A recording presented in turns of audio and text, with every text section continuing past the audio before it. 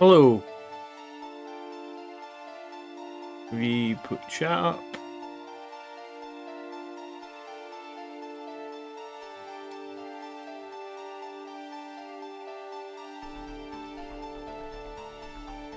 Right, we are live. Good evening, good evening. It's going to be some painting tonight. As usual on a Thursday night, we sometimes do some painting. Thanks for hanging out. Appreciate you guys being here. I'm going to start by doing some bases again. I did some bases last week. I'm going to start with some bases again. Feels like I'm always got a lot to do. Good evening, Robert. Thanks for being here. Daniel, what's happening? Tonight, I'm getting high off the fumes of rubbing alcohol as I strip 10 Hellblasters I got from eBay. Cool. Good evening, Robert. Number 2, Robert Tompkins, Robert White, what's happening? I've been playing with more Sangreguard. I bought this box of Sangreguard a little while ago, and I thought it was the wrong call when I bought it. But I guess Sangreguard got good, so I get 5 guys. I'm gonna get painting. I've upgraded the light in this room as well, so hopefully the autofocus is working better as well. Hopefully you guys can see this better. Not that many people come to watch my painting, they usually just come to hang out, but good evening Danny. That's so random. We've got a Daniel and a Danny, and we've got a Robert and a Robert. Blood Angels, my brother, how you doing? I used this texture paint last week, and it looks similar. It came out quite a bit darker, so I'm giving it a bit of an extra shake tonight. I'm actually going to add a little bit of water to it as well. Sometimes if the paint in the pot isn't quite the right consistency or whatnot, you can add a little bit of water to it. So happy Sangreguard are worth it again, says Frank. I have 10 painted and 5 more assembled. Do you know what? I've got one here just off camera that I was going to do my battle ready Sangreguard painting tutorial for, and he's got a magnetized bolter arm because why not. Next time, probably like in June, I have some time off work, I'm going to try and do a painting tutorial in this one. Marcus says, howdy John. I need to break open the whiskey. I've got work tomorrow where I might consider breaking open the whiskey. Not really a weeknight drinker unless it's a very special occasion these days. Isaac, good evening. I'm a Dark Angels player, but we used to share a codex a millennia ago. It wasn't a millennia ago. It was a few editions ago, right?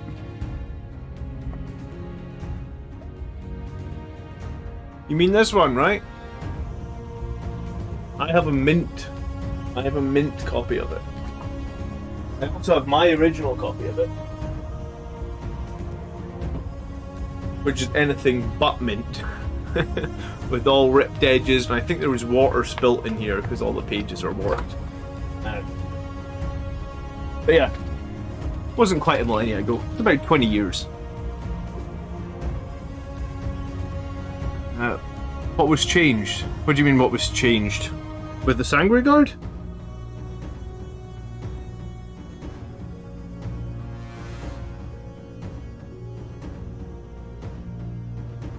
Alright, that paint came out a lot better tonight, I guess. I guess my Eradicators will just have slightly darker bases. I'm not so worried about it. Texture paint is kind of its... Sometimes it just gets quite gloopy inside the bottle, and I don't think there's much... Well, if it gets gloopy, then it gets gloopy. I don't think there's that much you can do about it. Well, Sangreguard got affected pretty heavily by the Armor of Contempt rule, right? That gives them a essentially ignore -1 AP, which kind of gives them the 1-up save in a roundabout way, I guess. You should get Vallejo Earth Desert Sand, says Manuel. Well, here's the thing, Manuel. I've got about 10,000 Blood Angels painted this way with this texture paint, and that's my issue. I'm very particular about stuff. Like, give an example today. You know how like DVDs come with like cardboard sleeves sometimes? Well, my daughter apparently picked up one of the cardboard sleeves off the DVD and folded it in half. And I'm like, oh my god, the DVD is ruined in my wife's life. My wife's like, well, the DVD's in the box, right? And the plastic box is 100% fine. And I was like, yeah, but you know me. You know how much that's going to annoy me. Like, I don't know if I can put that DVD back on the shelf now that it's cardboard box. And she's like, you could just throw away the cardboard box, the cardboard sleeve it comes in. And I was like, but you're not understanding. I'm very particular. Like, I can't change midway through the army. And I've got about 10... If I don't have 10,000 points painted at this point, it's got to be like 9,500. I'm gonna have to redo the Wall of Shame or the Pile of Shame video, because I'm sure that I must have 10,000 points painted by now. I've got a couple of projects actually that I should probably just finish off. Like, I've got that new Contemptor and a couple of arms that needed finished. Like, I've got a few projects that were very, very close. So I should finish those projects in the next couple of months. And then I should redo the video on like my entire, show off my entire army, because my entire army is, I think, about 10,000 points, and also show off the Pile of Shame.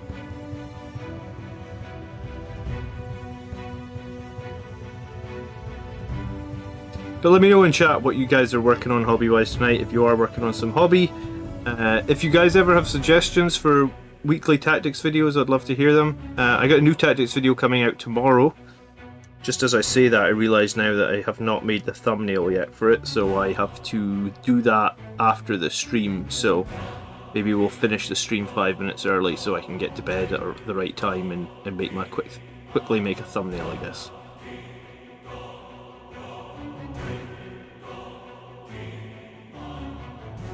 Robert says I've been out of the game for quite some time. Well, welcome back, Robert. I was out of the game for... I don't think it was quite 10 years, but I think I was out of the game as well myself for... You know what, it could have been 10 years actually. Because it was about... I'm trying to think, I think it was about 2006 I moved to Elgin and I played here for a year, maybe 18 months, and then I was out of the game for... So yeah, I might have been out of the game for 10 years. So what happens, real life takes over.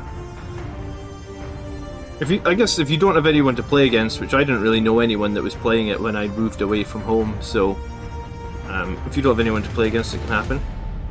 Welcome back.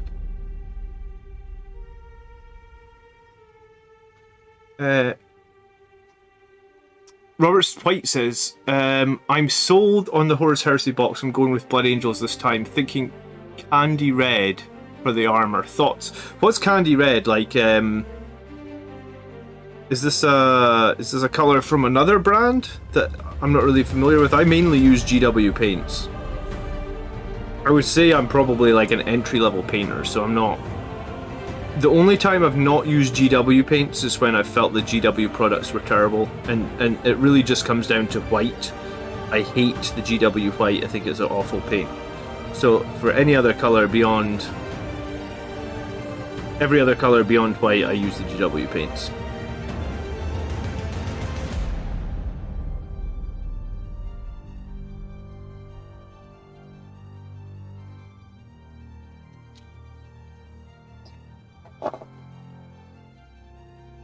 Quick says, I would like to go World Eaters for Horus Heresy. I really like the white and blue armour.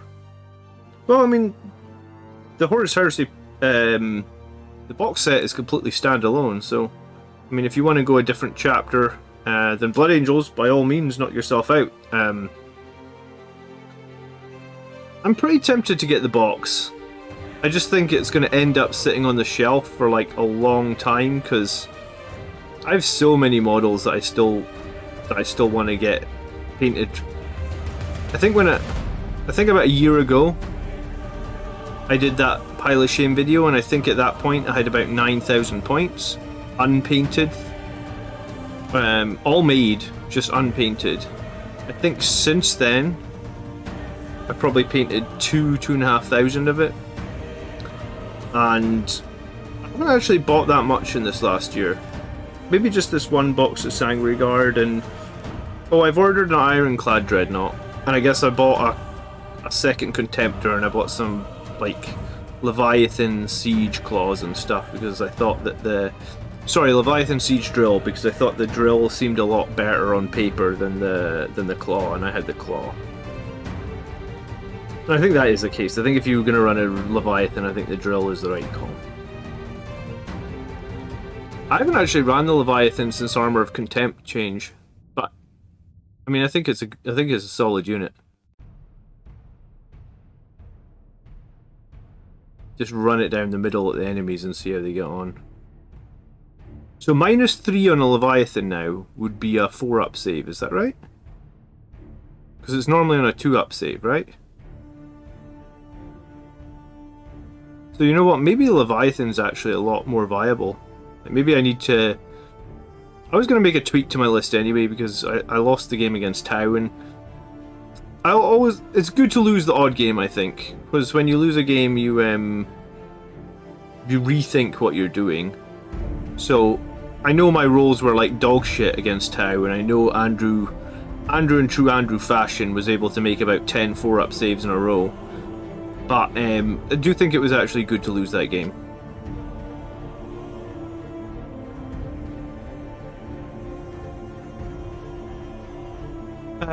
Horse Heresy sells pure weapon sprues. Did you see? I did see that.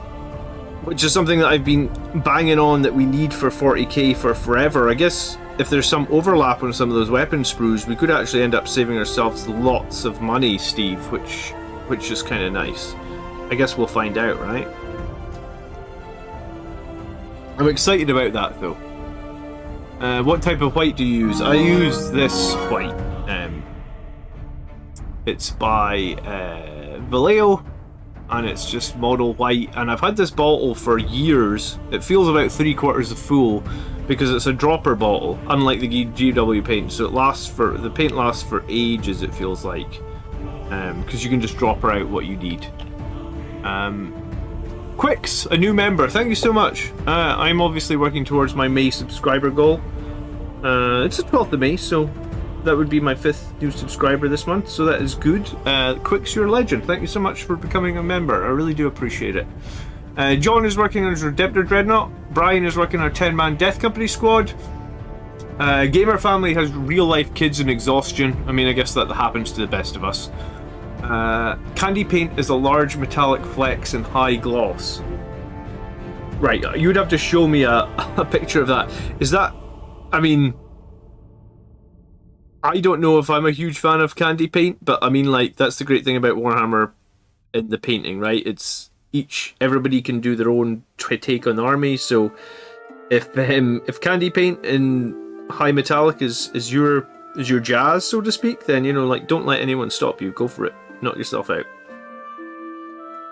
Quicks, if you link up your if you join the Discord, which is in the video description, and you link your YouTube account to Discord and you go into settings and you go connections, you'll then get access to our members only room over on Discord. So please do that, because that's the best way. If you want to talk to me at any time, like when I'm not streaming and stuff, you know, I check the members only room. I try and check it daily. Let's say maybe the odd day I do not get in there because I have family and kids and all that, but I would say most days I check in that members only room. So if you've got a question that you need an answer, and you know what, there's a lot of other really helpful people in the members only room, so appreciate it. What range firepower do you think Blood Angel should bring? I feel like red dreads are too expensive. I mean, dreads are tough they are expensive, and honestly I'm struggling a little bit in figuring out what firepower. If you'd asked me a year ago, I would have said a couple of Redemptor Dreadnoughts. If you asked me 6 months ago, I would have said like a couple of Relic Contemptor Dreadnoughts. If you ask me today, I'm struggling a little bit. Thank you so much, Quicks. Oh, appreciate the follow on Twitch as well. That's very nice of you. Thank you. I have a video coming out about fire support tomorrow, and it was based on a comment that somebody put on Blood Angels player Juan, a GT, last month before Armor of Contempt came out, and he was running Devastators. So the video tomorrow is going to look at why the Devastators did well in that GT list, and also like what are other options. Like I said, Relic Contemptors are still an option, I think. Eradicators are obviously an option, and there are some other options as well. So tomorrow's video is going to cover a lot. So make sure you make sure you check out the channel tomorrow. The videos on Fridays, I put out a different tactics video every Friday. They always go out about noon UK time, so morning time in America and maybe a little bit later on in Europe.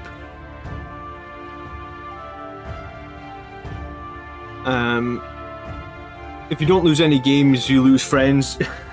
It's funny because, like, after Andrew beat me, he actually said to me, he was like, "I'm allowed to win sometimes," and I was like, "Yeah, Andrew, I know you're allowed to win. I just don't like to lose." I know you are allowed to win sometimes.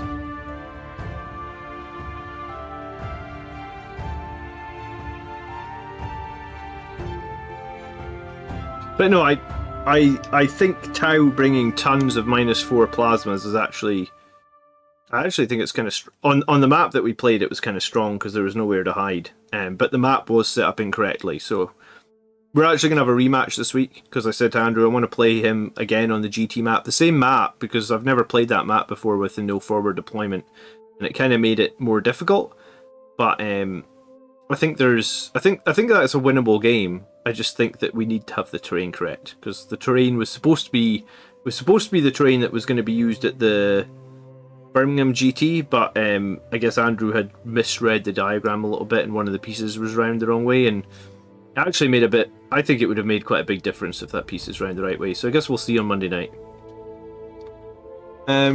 Huge Melon says, to refresh any painting skill I might have had, is there a good model progression within Blood Angels? Jumping to right painting Sanguinary Guard seems daunting. I mean, probably just paint some intercessors or incursors or something that's a bit more red to begin with. Sanguinary Guard are actually pretty easy. That's why I want to make a video on Battle Ready Sanguinary Guard, because I actually don't think Sanguinary Guard are that hard. You can do the wings with basically like a wash and a dry brush, and yeah, you can do the gold just by dry. Like I basically just washed the entire gold armor. So I think there is battle ready ways to do Sanguinary Guard, and I plan on making a video of it soon. But yeah, I mean, if you're trying to jump back in, then maybe you want to jump back in with something simple like a Incursor squad or something like that. Where do you know what? I'm going to be painting cursors once I've done this guy's base right here. I mean, cursors are pretty basic, right? You could probably do them with like 4 colors. You need like metal, black, a dark grey. Guess it depends on what you do with the helmets. But Incursors are a very good unit for us as well. I like them a lot. I kind of think they're one of the... We see in a lot of the lists, we see 2 squads of Incursors. Pro Acrylic Bold Titanium White is best in slot. I heard that. I don't know if you guys saw my video over on the 3 Grots channel. I know that not all of you guys watch 3 Grots, but I'm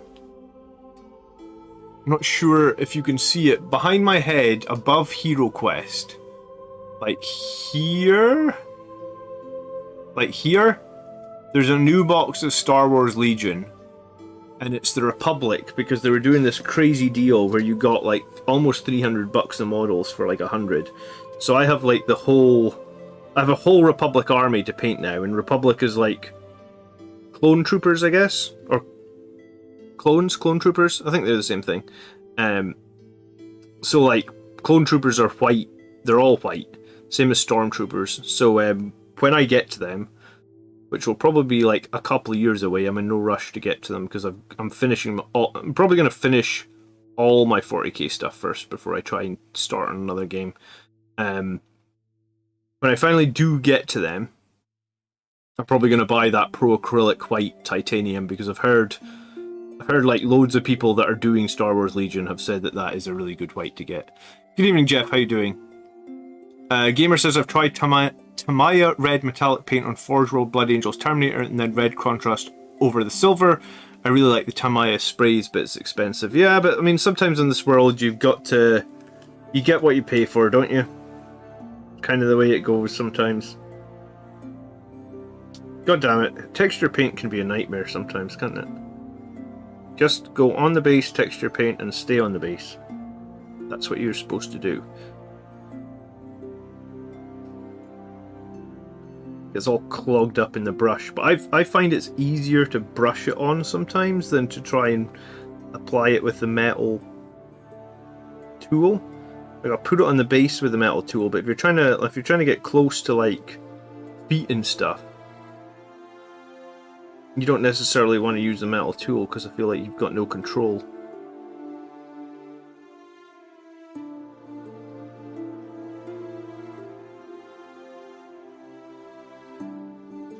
I painted Sanguinary Guard in white as a gift to my wife.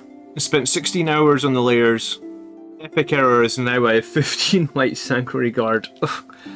Okay, I've seen some pretty cool looking white Sanguinary Guard, so maybe it's not an epic error because, you know, I'm sure they look cool, but I guess if you're trying to add more, then maybe it becomes an error, yeah.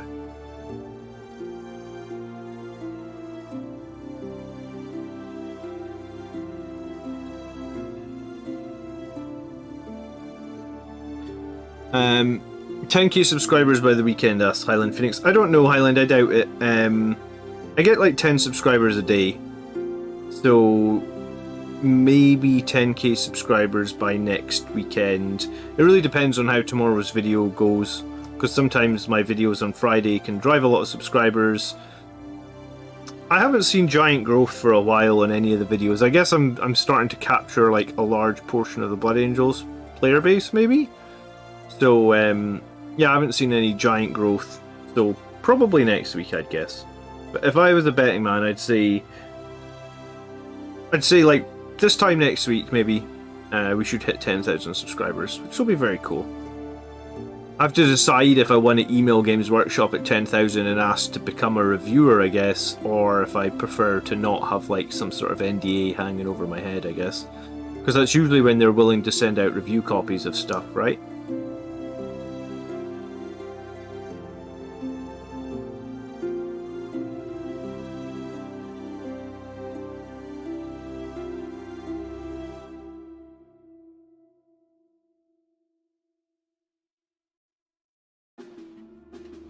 If you do your whole army in white, save your sanity and get an airbrush, you won't hate your life and bad decisions then. Yeah, I mean, that's true as well. I did like 20 stormtroopers for Star Wars Legion before, and honestly, that was difficult. Did you start with Celestia Grey? What, for the wings? Yeah, the wings are Celestia Grey, Ed.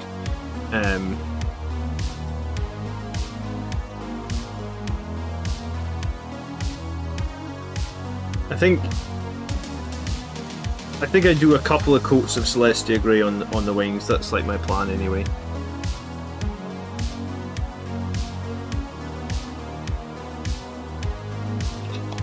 Oh shit, dropping the Sanguinary Guard.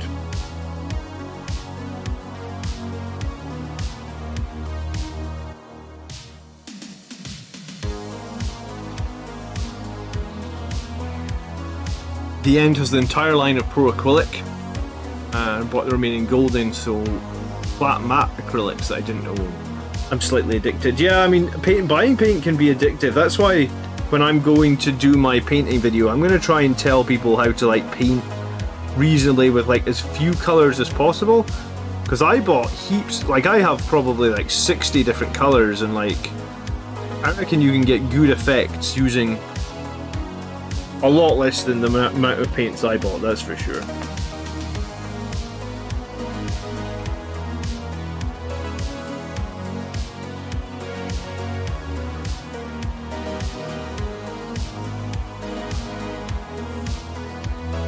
Alright, these guys I think are looking done. What a mess I've made of my hands.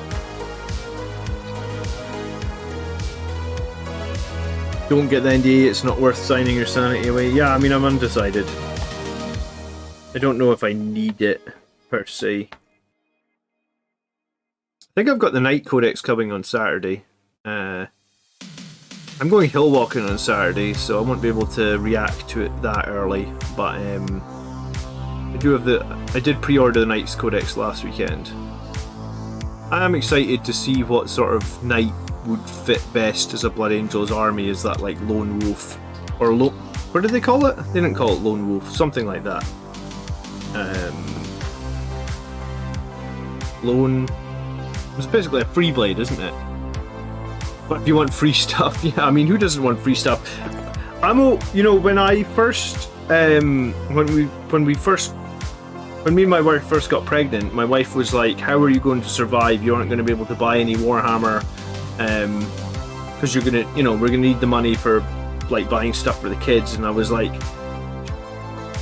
"Don't worry, because I have such a giant backlog of Warhammer. Maybe having kids will mean that because I can't afford to buy a lot of new stuff, I will finally get caught up with all the stuff that I have sitting in the closet." Does anyone here use scale 75 gold for Sanguinary Guard? I have never heard of scale 75. What units are people buying next? I'm gonna buy an Ironclad Dreadnought, a Terrax Siege Drill, and a Vindicator Laser Destroyer. They're the 3 things on my list. And I'm probably gonna buy some Voidsman Arms as well. And then, so I'll probably add like another 600-700 points and stuff. And then I'm not buying anything for a little while. Oh, excuse me. I promise I won't buy anything for a little while after that. That's why that Legion project that I bought, like, I have no idea, like, I honestly think I'm not getting to that Star Wars Legion for like 2 or 3 years. I'm in no rush though. Oh yeah, what did people think of the plastic Sicarian today? People excited? Anyone actually going to buy a plastic Sicarian? Anyone make a conversion of a Sicarian? Good evening, Jake. How you doing?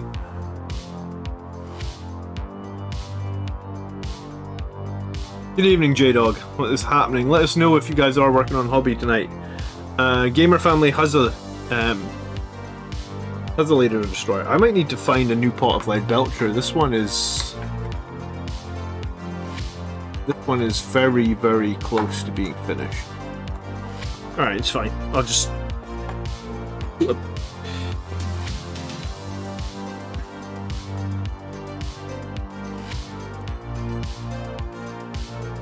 I feel like all I've been doing on these incursors is painting Lead Belcher, but I guess there's just quite a lot of lead to paint.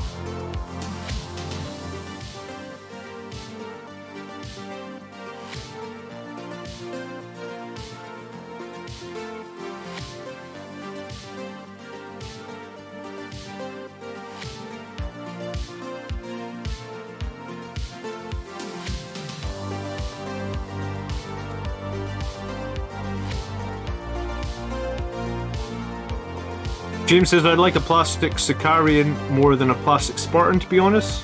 I guess that's the new Horus Heresy line spoiling us. I mean, I guess it's good that a lot of stuff's moving to plastic, right? Because the resin kits are kind of a nightmare to work with. And the resin kits, the instructions on those resin kits were so fucking bad. Let's not beat around the bush and say anything. They were terrible. I'm really excited to sprinkle some of the new Horus Heresy stuff into my Blood Angels, says Matt. That's cool. I'm glad people are excited about Horus Heresy. Or, I'm glad people are excited about the box just as much as anything.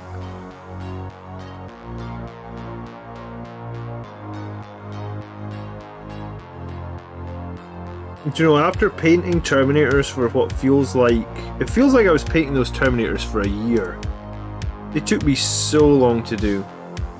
So after painting Terminators for so long, it feels nice to get back to something that's very staple, like essentially backpacks for, like, I've painted a lot of Primaris backpacks. They're pretty easy to do. You don't have to worry about all the tiny little intricate details on Primaris Marines. I enjoy painting Primaris Marines, honestly.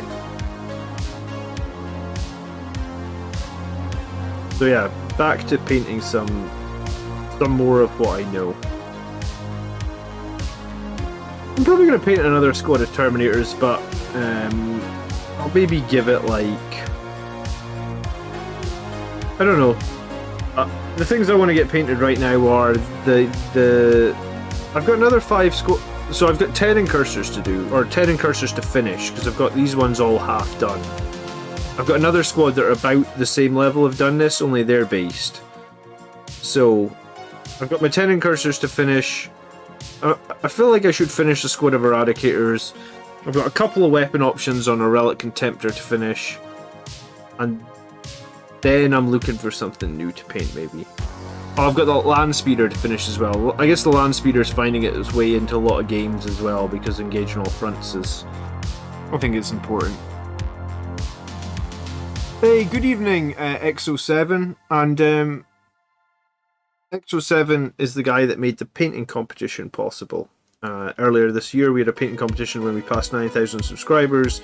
XO7 helped us out with the prizes for that competition, and one of the guys was saying in Discord today he received the prizes, which is good, because when you send prizes from the UK to America, there's all, like, it's bloody expensive to send them. It costs like $20 to send them, because I guess postage across the entire world is expensive, but there's also that sort of few minutes of dread where it's like, are they going to definitely get them on the other side of the world? So, happened today.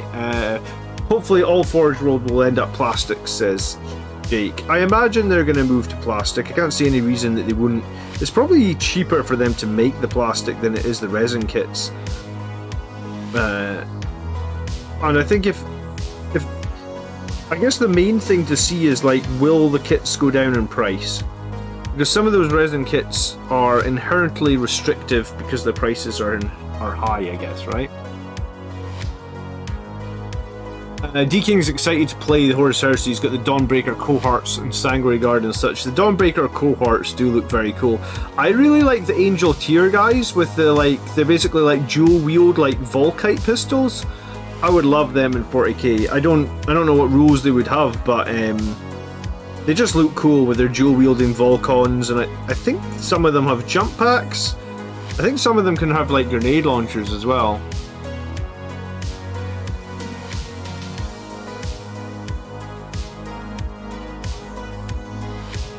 The problem I'm having with painting Primaris is they're getting so bland. Thank God for the Templar upgrade sprue out of Lost Interest months ago. Yeah, I mean, we did a video a few weeks ago about Primaris having, like, lack of weapon options. I don't know if I went as far as to call them bland, but I know what you're saying, I guess. It's the lack of weapon options that makes it a little bit sad for me. I like giving my squads character, essentially, and I guess you give them character by giving them weapon options.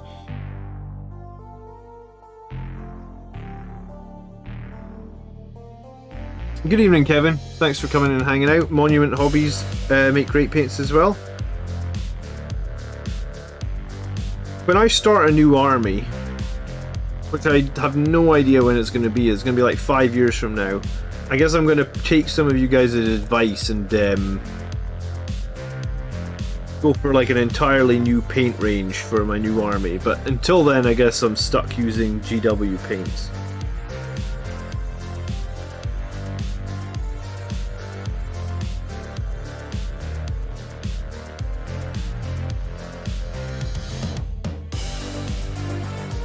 Wondering about the Relic Contemptor for 40k Horus Heresy, isn't it the same?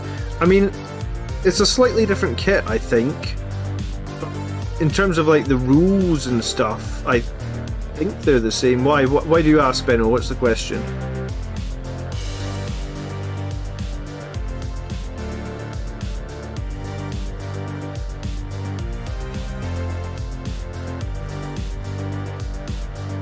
Can Vanguard Veterans dual-wield grav pistols? I mean, maybe the Sergeant can, Highland Phoenix? I'm not that familiar with Vanguard Veteran weapon options beyond Lightning Claws and Storm Shields, to be honest, I guess.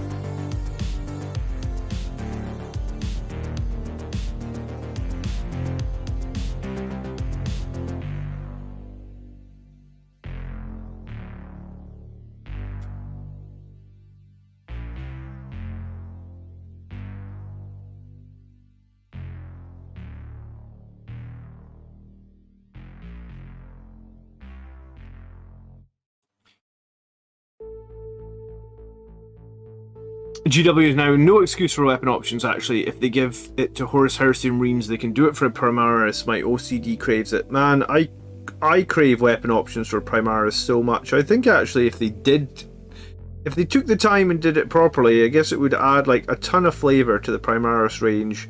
Probably make people less... because people kind of hate the Primaris range. I feel like people, I think there's a lot of people that like have tried to, you know, reject the Primaris range, I guess. They you know, you see comments like firstborn, bestborn, stuff like that. So I feel like it would be nice if they went and really dealt with that stuff properly. I guess we'll see what Codex Space Marine 2.0 holds, right? That will make or break. Well, it probably won't break. It'll either make the Primaris really exciting, or we'll have another 18 months of Primaris just being the same average that they've kind of been, I guess, right? You know, because one of the examples that came up was like, if Primaris Death Company could have jump packs tomorrow, would you be running Primaris Death Company? Well, the answer is probably not, because just having the jump pack isn't the biggest problem. Having only one Thunderhammer in the squad would be a big problem, right? Like, everybody wants to run more than one Thunderhammer in a squad of Death Company. If you run one Thunderhammer, people would just be like, well, you should be running more, right? So, like, even if they gave Primaris Death Company jump packs tomorrow, if they don't address the inflexibility on the weapon options, I guess is the best way I can really put that, or the lack of weapon options, then it doesn't actually fix anything, right?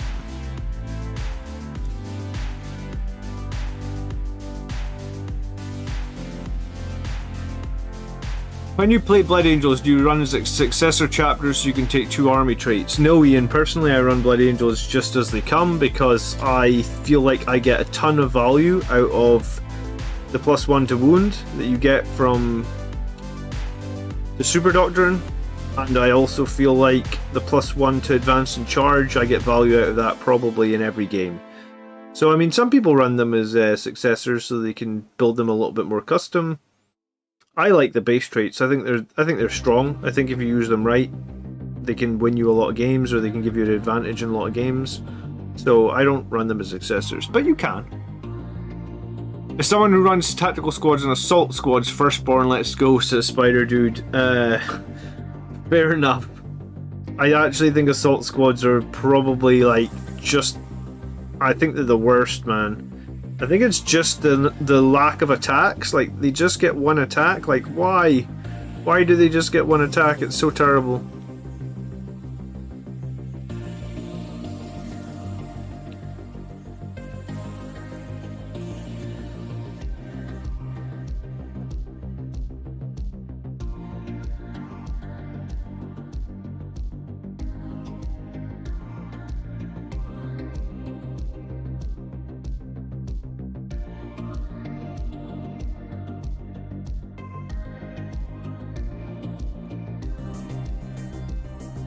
Sergeant weapon lists need to return. Yeah, I mean, I guess there is no such thing as sergeant weapon lists with Primaris, is there? No, I never even twigged that is just completely gone. Yeah, I would like to see sergeant weapon lists return. I think it would help some units that we don't see at all, right? Like Outriders, for example. If the Outrider Sergeant could take, let's say, a Thunderhammer or a Power Fist, would that make Outriders just like a lot more interesting, or potentially... Yeah.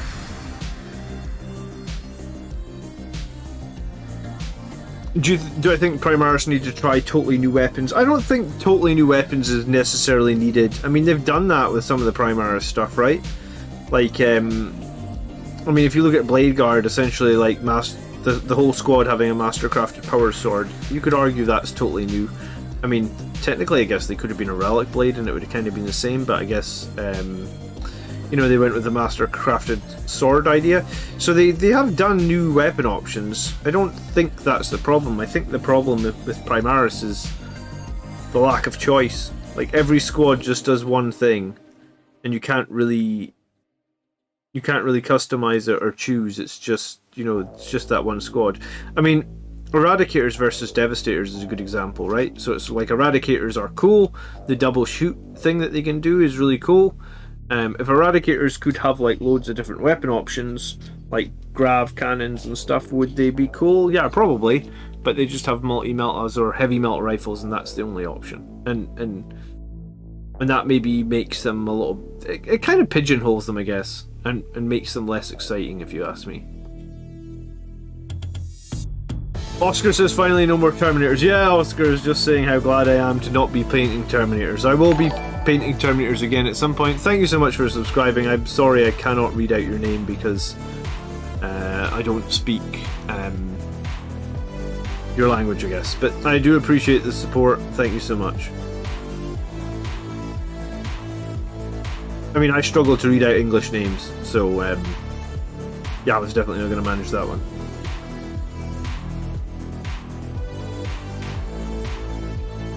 Toasty Devil's been experimenting 7-man Death Company with 3 hammers. My heart says yes, but my head says damn, that's expensive. How much is 7-man Death Company with 3 hammers, Toasty? And good evening, Jimmy. Sup?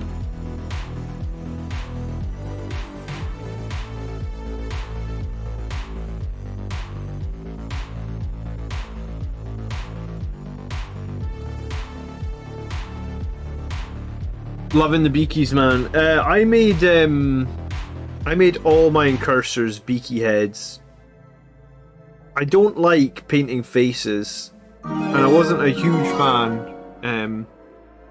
Alexo, thank you so much for subscribing. I do appreciate it. You legend, get me towards my subscriber goal. It's very, very much appreciated. Make sure you get into the members only room in Discord.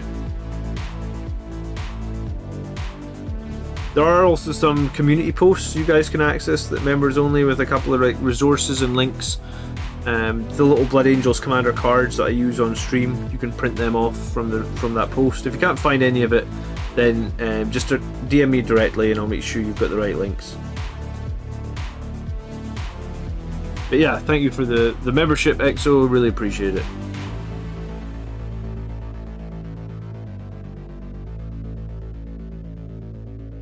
Yeah, I traded a few things to get all these beakies.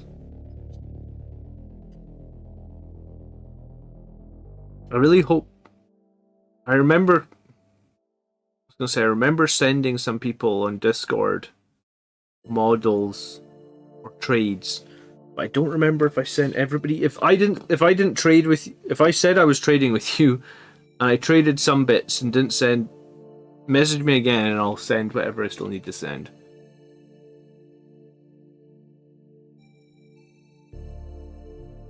How do you feel about Blood Angels right now? Additionally, do you think they're playable at 500 points? Yeah, I mean, they're totally playable at anything up to 2,000 points. I actually think we're in a pretty good spot. I think before Armour of Contempt, I think we were really struggling with Armour of Contempt. I think it's helped a lot. I'm enjoying playing Blood Angels since Armour of Contempt came out. 500 points, I think we're probably even stronger than 500 points, because we could run like some sort of like character or Death Company or Sanguinary Guard that would be really strong in a small game. Dale, Legion specifics be plastic in the future, i.e. Sons of Horus Leviathan. Are you asking if you think that they'll make... Are you asking me if you think they'll make Legion-specific, like, plastic dreadnoughts, for example? I imagine they're going to want to move the whole range to plastic, right? Like, honestly, their plastic modeling in the recent years has become like so much better, and I mean, they want more people to be into the hobby, so Forge World models are kind of restrictive, right? Because, like, if you want to... Like, I did a falchion, and, like, when I bought the falchion, they don't really tell you this on the Forge World website, but, like, I bought the falchion, like, I actually bought it at Christmas one year, right? So, like, I saved my Christmas money or whatever, or I saved money, like, you know, sometimes at work we get a Christmas bonus. I think that's what it was, actually. Yeah, we got a Christmas bonus at work, and I told my wife, I was like, I'm spending the Christmas bonus on a Forge World model. She's like, yeah, that's fine, do whatever you want, it's your bonus, you know? So I was like, cool. So I bought the Forge World model, and my plan was to, like, buy it, I don't know, a couple of weeks before Christmas, so I had the project for the Christmas holidays. Because obviously in the Christmas holidays you're kind of stuck at home if you don't, like, I don't do skiing or anything like that. So I thought, like, I'd have this project to do at home over Christmas, and then it's like, whenever you get the Forge World stuff out of the box, it's like, you actually need a saw. Like a proper saw that you would get, like, in a home department store to saw off some of the bits of plastic because they're so damn large and obnoxious. So like, that's so not like you can't just.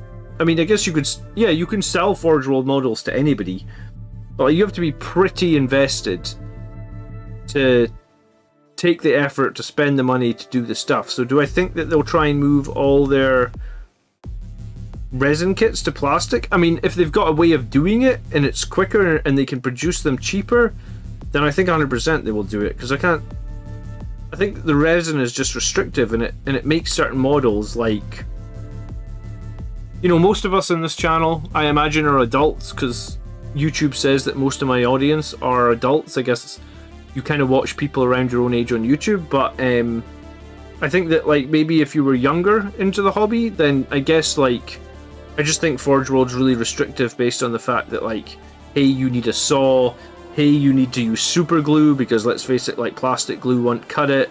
Sometimes you need to, like, pin and all sorts, and yeah, I mean, I guess Forge World is restrictive in that way. So I think that they'll want to move more stuff to plastic kits for sure, Jake.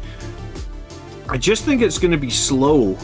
Where can you find those beaky helmets? Well, right now, I guess you could buy that new Horus Heresy box that comes with 40 Marines, because I think they're all going to be beaky, right? I had to find some on eBay. I had to find some from old Vanguard veteran kits, or old Assault Marine kits, I think, and then I actually managed to find some people to trade with here on YouTube. So I traded some Sanguinary Guard parts for some of the beakheads. I think they're cool for incursors, though. I like them. So Jake, I think they'll do it, but the fact that we're like 2 or 3 years into, well, we're 3 years into Primaris sculpts now, right? And like, we're still getting, like, you know, as Blood Angels, we have Primaris Mephiston, and that's it. So like I guess the range is so big now that, like, when you'll get the actual one model that you want, it's going to be impossible to guess, right? Because, like, they could do 10 other faction-specific dreadnoughts first, and they might only roll out one faction-specific dreadnought every 6 months or something. I guess it depends on how long it's taking them to convert them from resin to plastic, right? I have no idea what that process looks like or how long it actually takes. And then, even if I did know that, who knows what their release cycle for them is going to be, because they're not just going to flood the market with them, right? The release cycle of recent times is they like to, like, release stuff like every 2 weeks, so you always have to check back, right, every 2 weeks, because you never know what's coming. And obviously, if they do little releases like that, I guess more people will buy every little release because they feel like they got time to paint them or whatnot. So yeah, I mean, we like to call ourselves adults, I think. I mean, we try. Yeah, so like Robert's saying as well, he thinks it'll be 1 or 2 years. I think it's probably going to be longer.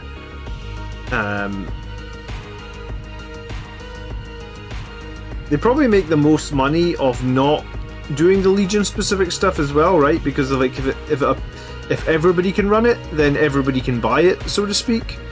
So I don't know when we'll see Legion specific stuff.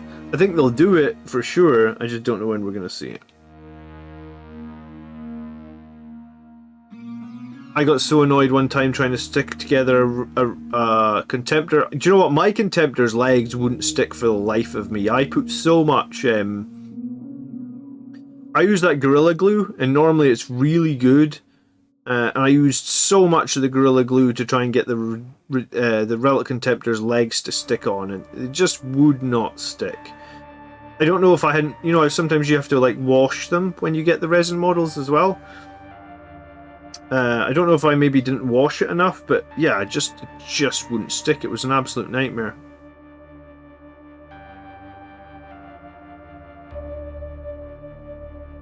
We'll see. There's 18 Legions. There's currently 3 different Heresy Power Armor kits and 2 Terminator kits. Unique chapter-specific upgrade sprues for all that is a big undertaking, says James. Yeah, I mean, it could honestly be 5 years before you see the one kit that you want, I guess.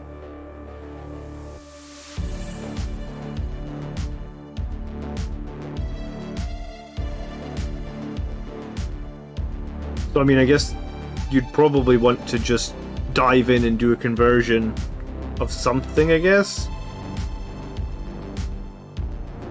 And then maybe if the one eventually releases, you could sell your conversion on eBay. I mean, Warhammer models, if they're done to high quality, do sort of... They go for retail value or retail value plus more if they're painted well, right?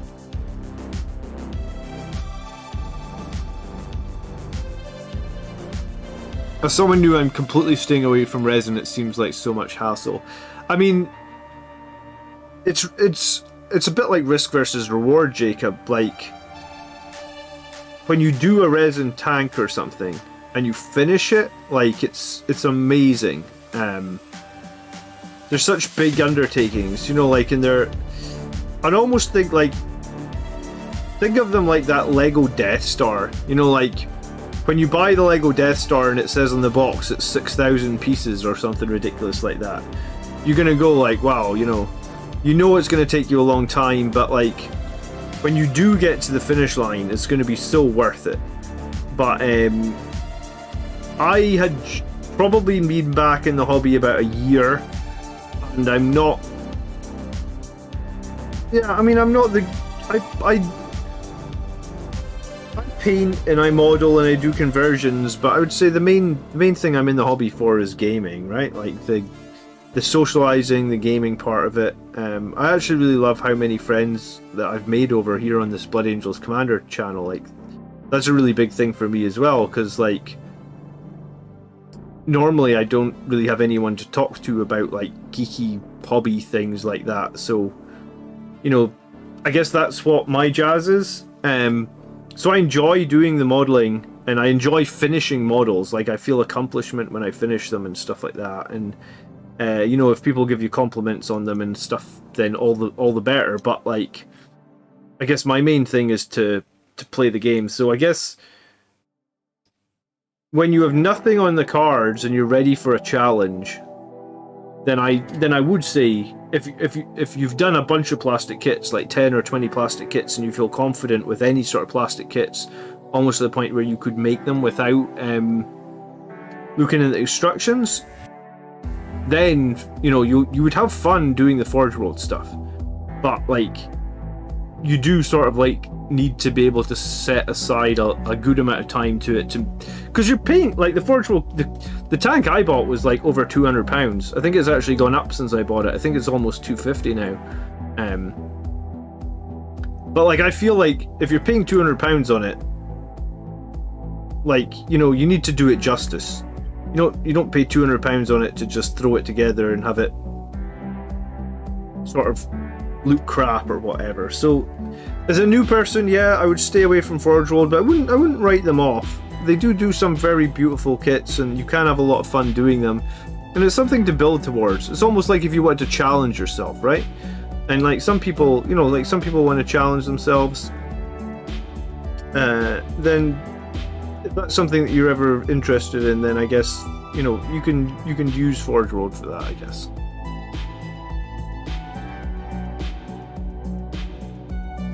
And yeah, like that, my falchion is almost like the pride. It's almost like the centerpiece of my entire army. If I put it on the table, it would look like a giant centerpiece. Hey Joe, how you doing?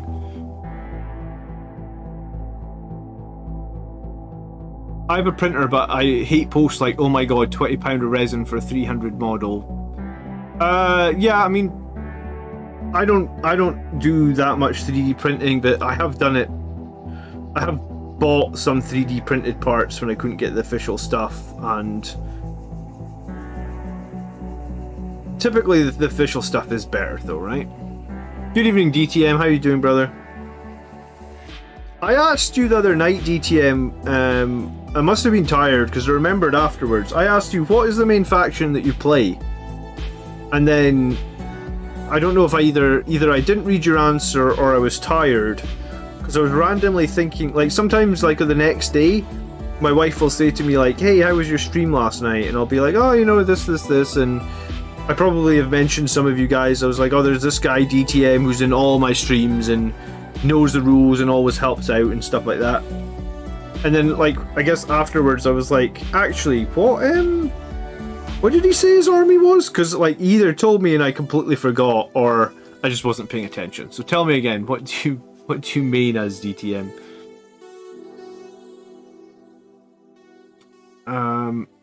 If you've been in the hobby for a long time, forward roll stuff is fine, but if you've only worked on with Primaris kits, it might be a bit of a shock. Yeah, you're even if you've worked on some of the old kits, Daniel, it probably will be a shock. But I think if you, yeah, Forge World are they're a breed of their own, but like I wouldn't, there's something to aspire to.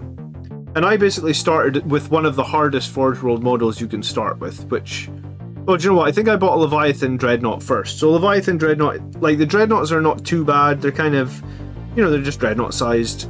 But yeah, I think I bought Leviathan Dreadnought, and then after that I went straight to a super heavy tank that costs like, I guess, £250 and is giant and weighs a ton. But yeah, I think it's fine to aspire to doing some Forge World now and again.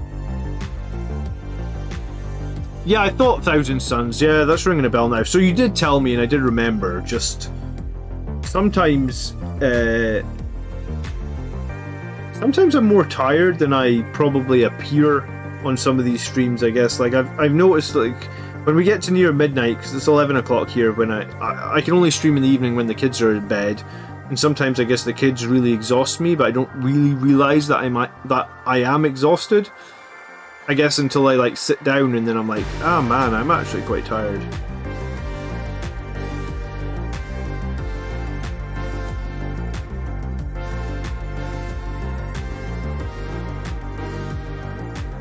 Earthman Brick is trolling tonight. He says the real Blood Angels are Corn Berserkers. We are not.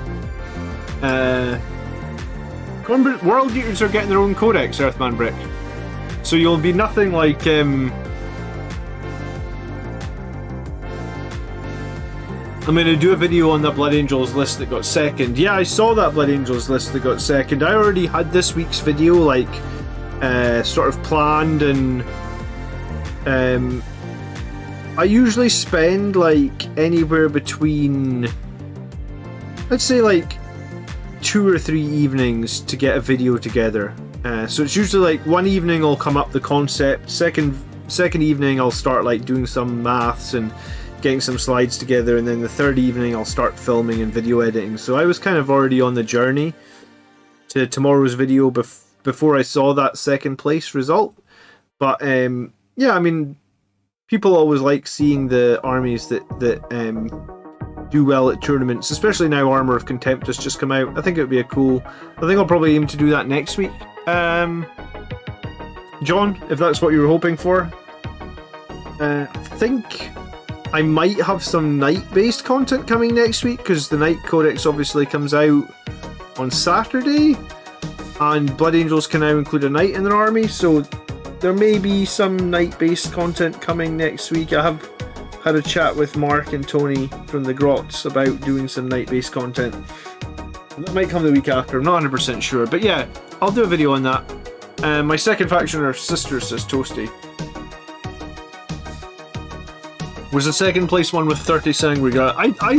I said someone was going to run all those Sanguine Guard. I actually don't know, because I've been playing against Andrew, right, the last couple of weeks, and he's just running like 3 giant squads of crisis suits. And I actually wonder if like the rule where you can take 3 of the same unit is kind of dated. Like maybe it should just be 2 of the same unit. Like I don't like any army that just spams the same unit. Even if it's Sanguine Guard, I just don't like it. Like, I just think if you're spamming the same unit, you make yourself a little bit inflexible, and you're probably just asking for that unit to get nerfed. What's the like? Obviously, I was out of the hobby for a long time. Let's say, but like from about 4th edition, because I have the Assault on Black Reach box, which I think was 4th edition, and then I have the Dark Imperium box. So between Assault on Black Reach and Dark Imperium, I was not playing Warhammer 40,000, and I guess that's when the rule of 3 came in, right? sometime in between those two box sets. Yeah, lore-wise, there's actually only 25 Sanguinary Guard in the Sanguinary Guard, so he actually has 5 that don't even exist. So, I mean, it's definitely not a fluffy army, it's a win-at-all-costs army, right? So, like, why did the rule of 3 come in? In which edition did it come in? And do we still think it's good? Don't come at my Grey Knights like that, says Joe. Yeah, you're probably running 3 Nemesis Dread Knights, are you? But yeah, I mean, it's kind of just my point, right? Like, if something is good enough that you just want to run 3 of them, either it's probably overtuned a little bit, or they need to rethink that. Because, like, yeah, I mean, I guess that's just how I feel. I mean, I'm newer to the competitive scene than a lot of other people as well, right? I think 3 times 10 Sanguinary Guard is the reason they were bumped up in points. I mean, I think it was as well, but yeah. I mean, against Tau, running into like just 3 giant squads of battle suits, or what are they called? Yeah, crisis suits. It's just kind of obnoxious. It's just so much -4 fire. It's just so much 2 damage -4 firepower coming out. It's so obnoxious, and like, I don't I guess the Tau example just, like, I don't think it's particularly skillful to just run 30 crisis suits, or however many it was, maybe like 18 crisis suits and a ton of shield drones, and just be like, right, crisis suits are obviously overtuned, so I'm just going to run 18 of them. I actually think Tau can run even more crisis suits, because some of them can be like crisis bodyguards or something, but regardless, it just I don't like spamming one unit type, and I actually don't know why Games Workshop let you spam. Any night you're thinking about running with Blood Angels? So many people have put comments about what knights are good in the last week or so. I know very little about knights. I've played against them in a couple of tournaments and I've beaten them. Possibly with a little bit of luck, because like I said, I don't know. I mean, I guess maybe not as much luck as just Blood Angels are pretty good at killing knights. So yeah, but in all seriousness, I don't know too much about knights. I like the look of the Crusader, but I don't know if it's actually that good. That's why I bought the Codex. I think I'll get the Codex this Saturday, and I'll try and make some content on what knights I like and dislike for Blood Angels within the next month. I'll definitely have a video out within the next month, and I think we'll cover it on the Grotz channel as well. So we'll have a podcast episode talking about knights. We'll have I'll have a video or 2 talking about some knights, possibly some Math Hammer in there. Maybe we'll compare them up against some dreadnoughts and stuff. But yeah, if we're going to start the games with 6 CP, I will start the game with no CP. The rule of 3 came after the Death Guard Codex. Someone won a GT with 12 Plague Burst Crawlers whenever that Codex happened. Okay, that's when the rule of 3 came. Someone won 12 Plague Burst Crawlers, holy shit. Plague Burst Crawlers were really... I mean, I've told Gollin for a long while. I guess before the indirect fire change, Plague Burst Crawlers would have been... I can't imagine fighting 12 of them. That must have been so obnoxious.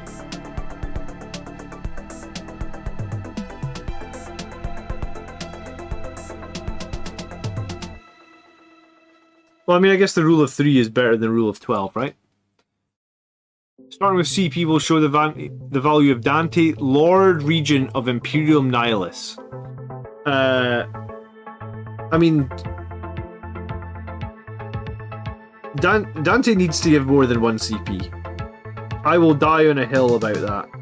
As Lord Regent of the Imperium Nihilus, he should give more than 1 CP. Hell, Guilliman gives 3 CP, so Dante should give 2 at least. You're not telling me Guilliman is 3 times smarter than Dante. In terms of some armies not having that many troop options, you could probably just make troops immune to the rule. Yeah, I don't think they're going to change the rule of 3, don't get me wrong, but I do think that... I mean, yeah... I guess they're just struggling with balance in some ways still, right? Because, like... So... Some people will run 30 Sanguinary Guards, they'll put Sanguinary Guard up in cost, but then... It's not really balancing anything, is it? It's just putting one unit up in cost. And I guess... If you think back to the balance that happened last year on, like, the Orc Buggies and the Admech Flyers and stuff... I guess they're just struggling with balance overall, still.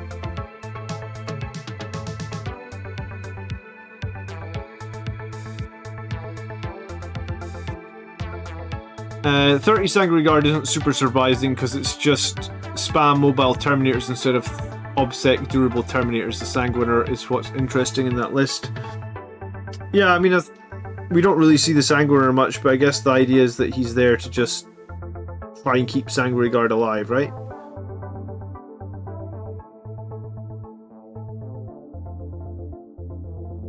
If you're going to run giant squads like that, you definitely want to be able to sort of prevent them getting targeted by... Like, if you were up against Death Guard and you had Mortarion, and you'd just be like, right, Mortarion, you can't attack any of my Sanguinary Guard this turn. That's actually kind of huge, especially, you know, if you've a 10-man squad that's essentially almost going to wrap them or something.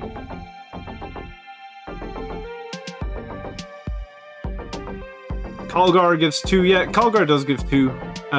So, yeah, Dante needs to give more than 1 CP. Dante seemed to draw the short end of the stick, right? He only got a 2 damage weapon. He only got, like, a D6 Infernal Pistol. He didn't... Bear in mind, Dante used to have a named Infernal Pistol, and his was, like, the first ever / best Infernal Pistol. It was called the Perdition Pistol or something, right? Dante really got... He did not get any love in the 9th edition book. He deserved something a bit more than he got, I feel like.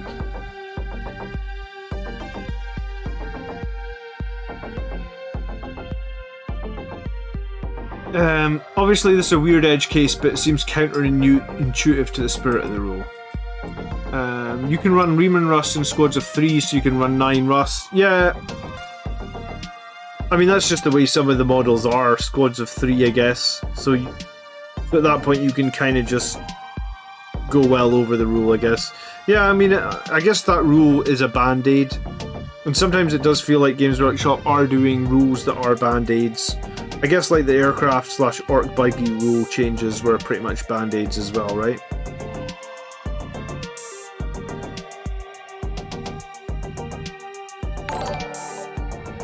Hey Ollie, thank you so much for subscribing. I think that might be me, precisely 50 away from 10,000. I want to check, because I think that was at like 9949 before we got on stream.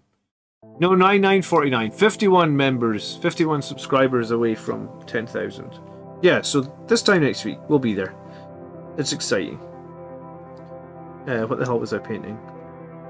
Oh yeah, these little knives. People have said it's an old model, but look at Azrael's rules. Yeah, I mean, it is an old model. We kind of need them to just give him the Primaris treatment.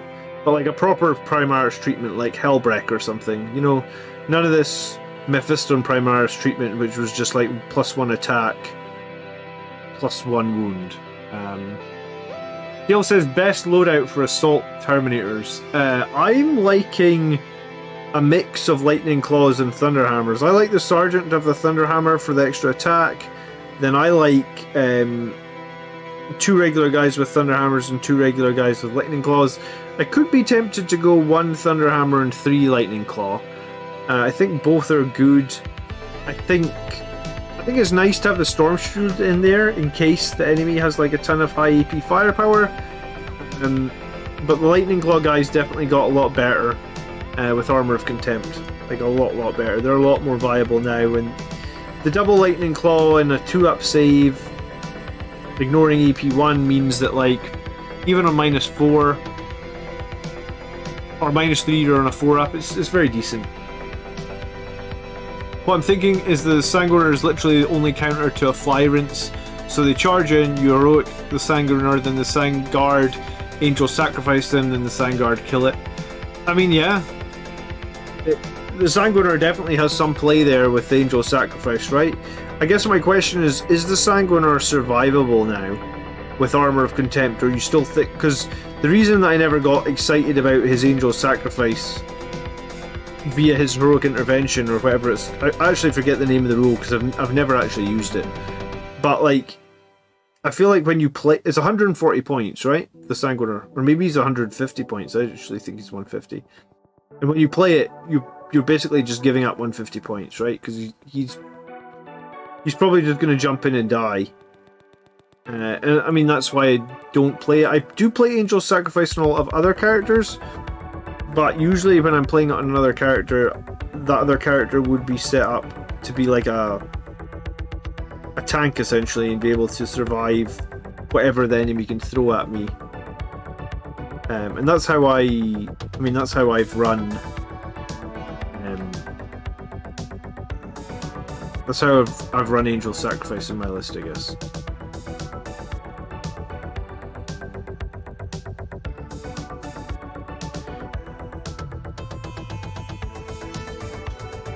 Dante's Mini is literally older than me, says Rose. Yeah, it's definitely an old one.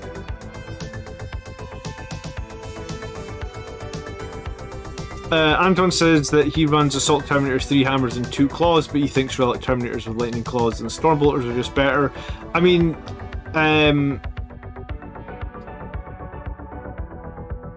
he dies if they're a proper melee unit. Yeah, that's probably accurate. I don't know if I think Lightning Claws and Stormbolters are just better. I think they're good. I don't know if I just think they're better. I have shooting Terminators, and I have Terminators with Thunderhammers and Lightning Claws, and I prefer right now the Thunderhammer and Lightning Claw Terminators. If you get a Thunderhammer Terminator with a Storm Shield into cover, even at -3s on a 3-up save, they can be very, very survivable.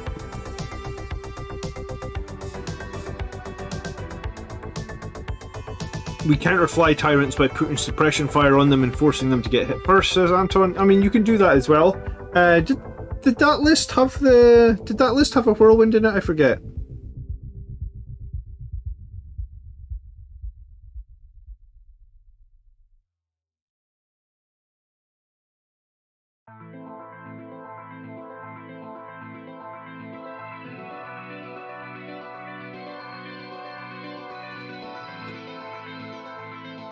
Some of the Eldar models are even more ancient than Dante, but I mean, Eldar did get some cool upgrades, right?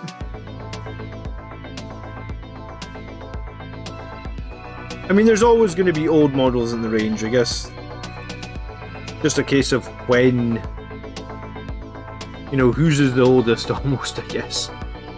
There's always going to be something that's old.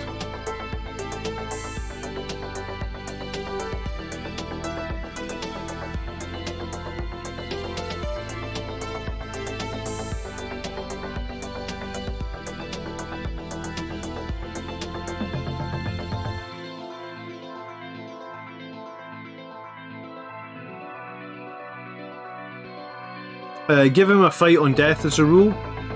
Yeah, I mean, if the Sanguinar had a fight on death as well, that would be super, like, that would be really interesting to use, right? So you could do just that. I guess it becomes expensive if you want to fight on death. Essentially 3 CP. 3 CP is a lot, but I mean, I guess is saving a 200-300 point unit from all those attacks worth 3 CP? I mean, it could be. Certainly could be, couldn't it?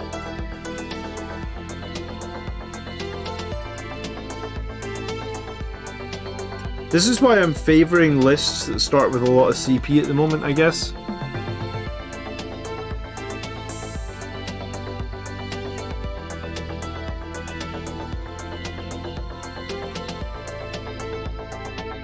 I think I'm going to maybe aim to start with like 9 CP, I guess. I started with 10 last week, and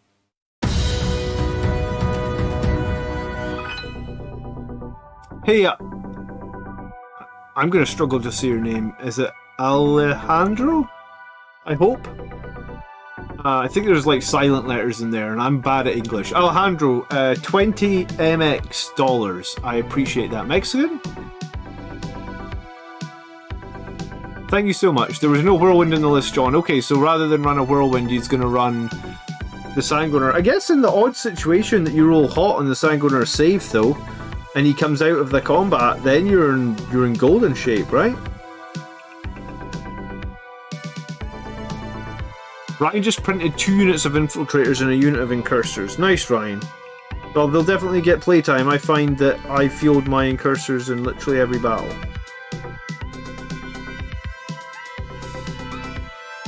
Alejandro says that we managed to avoid the Blood Angels naysayers. Who's been naysaying Blood Angels? Tell me. Naysaying them as in like, hey, we're not good anymore, or naysaying them in like another way?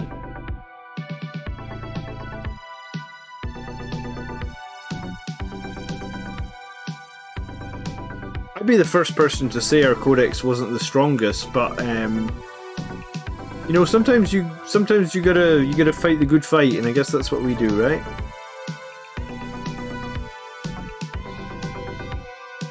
But it feels like since Armor of Contempt came out, a few more Blood Angels players and lists seem to be cropping back up into tournament play. So I do think Armor of Contempt helped us a lot.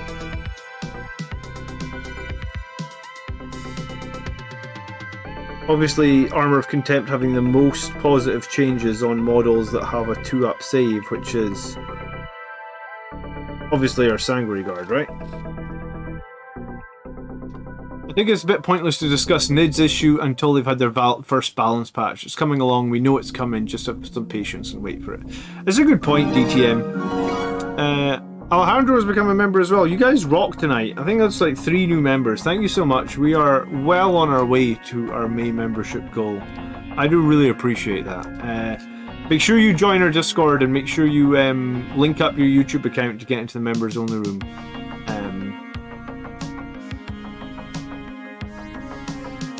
Hey, that's my name and last initial, says the end. Okay. I guess, I mean, across the world, apparently, there is Blood Angels players with the same names. What are your hopes for Space Marine 2.0? Big fan of your 3 Grots podcast. You need to get the guys down for a battle report. I would love to have the guys down for a battle report.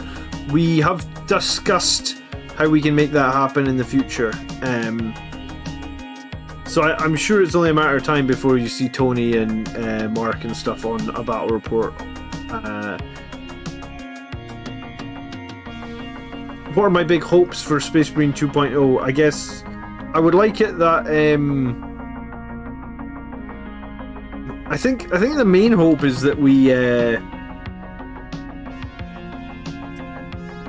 get flexibility added to some of the Primaris options, right?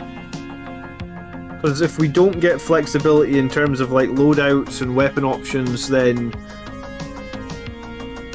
if my fear is that the Primaris, the range is bland is the wrong word, but I guess restrictive is the right word, right? In that like it's restrictive in that like, for example, we know Incursors are a really cool unit. They obviously have a lot of play, they have uses, they can forward deploy, you can put pressure on turn 1. I love Incursors. Why can't the Sergeant have a better knife or something? I suppose you could mastercraft his knife, but that's not really what I'm looking for. I'm not looking to burn CP on an Incursor Sergeant. I'm looking for him to just be allowed to take a power sword or something. You know, like someone said it earlier in the stream, like Sergeant upgrades or more weapon upgrades is kind of what we're looking for, I think. I would like to see something that makes Space Marine armor better or playable. And when I mean armor, I mean tanks. Because I think tanks for Marines right now are just shit. If you compare them to Dreadnoughts, there's almost no reason to ever take a tank over a Dreadnought, because the Dreadnought tends to have more weapon options, it tends to have core, and it also tends to have -1 damage. So tanks are just in a horrible place. I probably also want to see the stupid restriction removed where like you can't put Firstborn in Impulsors and you can't put Primaris into Land Raiders. Like, let's get rid of all that nonsense. And then let's finally, I think my final point on that would be like, how about we change those las cannons to be like everybody else's las cannons, where they're D3+3. Like, Marines need a bit more D3+3 firepower, because every other faction's had a ton of it added, it feels like, and we've got none of that. So, I mean, maybe that's how they could make tanks good, right? Like, all the tanks, all the las cannons on tanks become D3+3. Give us, I mean, let's say we've got none of it. I'm lying. There's like one variant of the Gladiator Lancer that has a D3+3. But I'm talking about like all of our las cannons and stuff. Like, I just want D3+3 las cannons.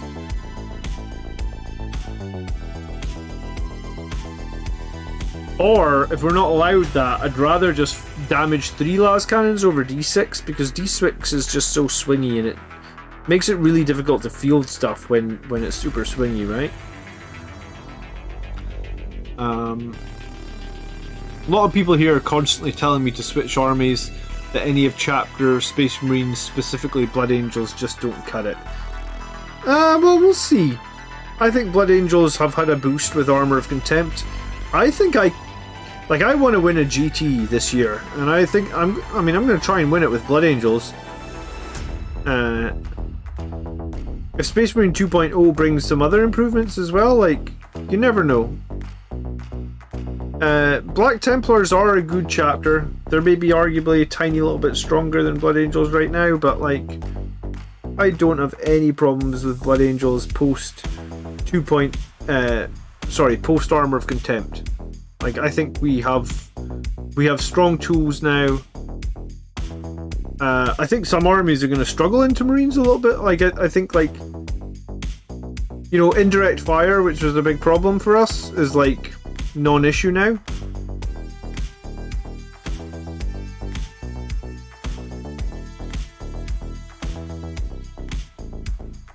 All vehicles except dreadnoughts should be toughness 8. I mean, more toughness would help them, sure.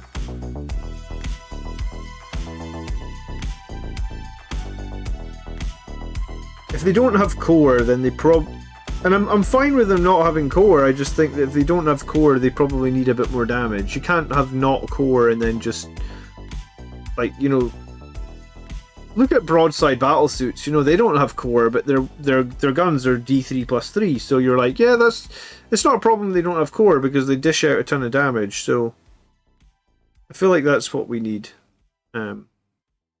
Realistically, will we get any of the things I've asked for? I have no idea. Your guess is as good as mine. I'm just giving you my opinion.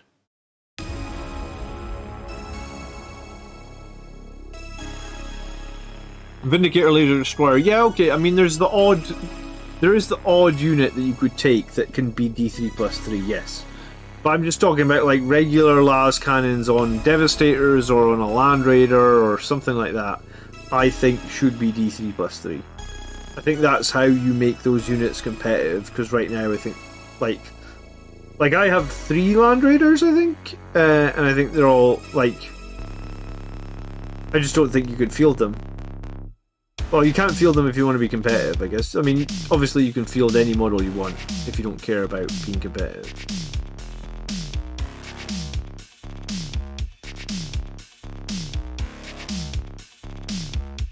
What, Fire Rat? Alright, yeah, I mean, there's going to be a few options, but I guess I'm more talking about like army-wide improvements to some guns that are going to... Because other factions got these army-wide improvements to their guns, so why didn't we? And I guess we got it in terms of like half-range multi-meltas, but again, that's not really what I'm looking for.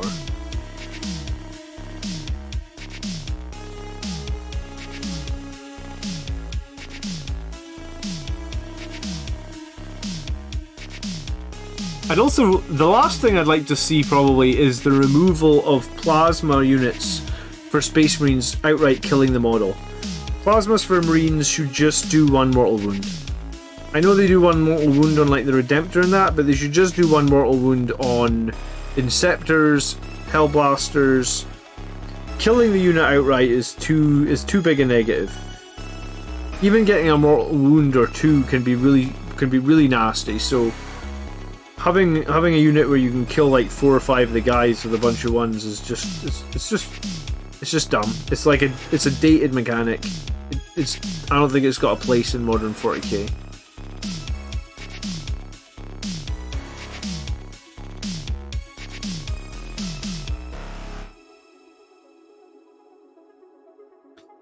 The thing is, the rumours are starting to even out that there might just be a new Space Marine Codex, but rather just a 9th edition supplement for the other chapters like Ultramarines that are still using 8th edition books. Are Black Templars or Chaos Marines better off after the new stats? I took 4th place in a local 1k tournament with Blood Angels. I think we have all the chances to win, says Rose. Yeah. Good job, by the way, finishing 4th. It's hard to finish in the top 5 at any tournament, so well done.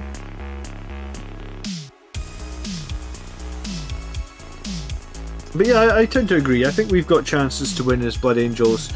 Black Templars are fine. I mean, I think they're still a strong faction, even with the changes. Was there a specific Black Templars question you had? We did cover Black Templars earlier tonight on the podcast, so you could check that out.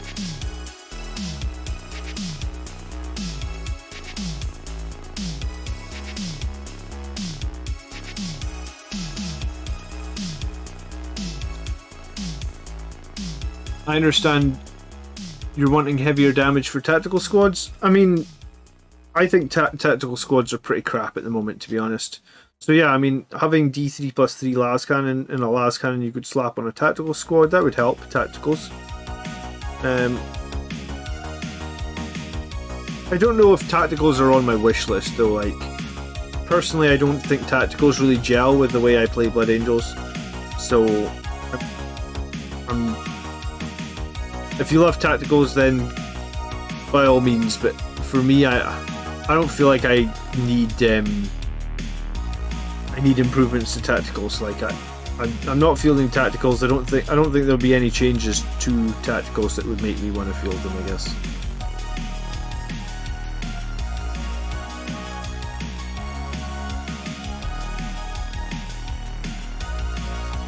We're never getting D3 army-wide las cannons zones that would make them better than the Eldar lance weapons, and that's not on lore-wise. It'd have to be 2D3 or something. Do you know what? 2D3 would be a hell of a lot preferable to D6.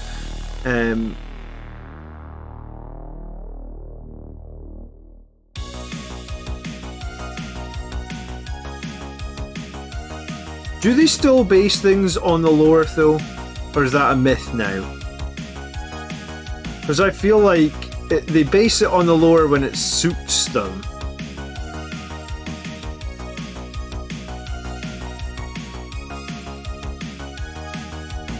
Because, like, for example, Death Company, they're a unit that basically is fearless, quote unquote, from the lore, that will charge the nearest enemy and be totally awesome. However, what we actually have is a unit that has leadership 7. So, like, how is a fearless unit got leadership 7? I feel like I really do feel like they just base it on the lore when it suits them. Could have won, but fuck Deathwing. Yeah, Deathwing can be a problem. They can save for days sometimes, Deathwing, can't they?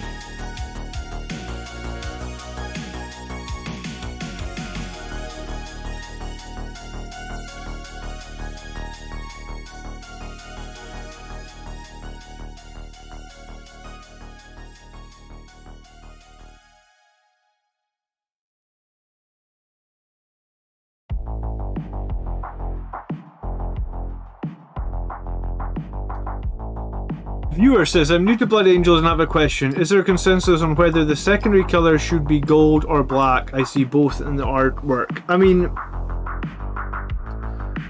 the secondary colour will probably be black for the most part. However, I've been painting Blood Angels for a long time and I kind of do whatever I want now. So I guess like you can pull up like the Blood Angels Codex and you can flip to the middle pages and you can see how Games Workshop have painted the stuff. and that's all well and good, and you can copy that 100% if you want to. And if you copy that and you want to have like a canon chapter, so to speak, like you know, that's totally fine. I mean, I probably did that when I was younger. Now I just sort of I go with what I feel is cool, I think. I was gonna say, like, I like red, I like black, and I like gold, and I put all three into my armies, and sometimes I'll just go literally with what's cool. I mean, people talk about rule of cool in this hobby, so if you think it's cool, you want to do a golden trim, you could do it. You want to do a golden helmet, you could do it. Vanguard veterans for Blood Angels typically are red armor with gold helmets. Well, in my Vanguard veterans, I went with gold armor, red helmets. So I have unique Vanguard veterans. So thanks for tuning in, viewer. I guess it really is up to you. But if you're not sure where you want to go, then I would buy the Blood Angels Codex, or just go on gamesworkshop.com and you know, look at their examples, and I feel like you can go both ways. You could always do a couple of squads in canon and then have a bit of fun and experiment. I mean, one of the funnest parts of the hobbies, I think, is having unique finished miniatures that, you know, you spent time and effort on, and they're unique and they're different from everybody else. I mean, they don't have to be different if you don't want them to be. I've always been somebody that is a bit different, and maybe it was to my own detriment when I was younger, but nowadays it doesn't, you know, the world is a lot more inclusive now, so you can do whatever you want.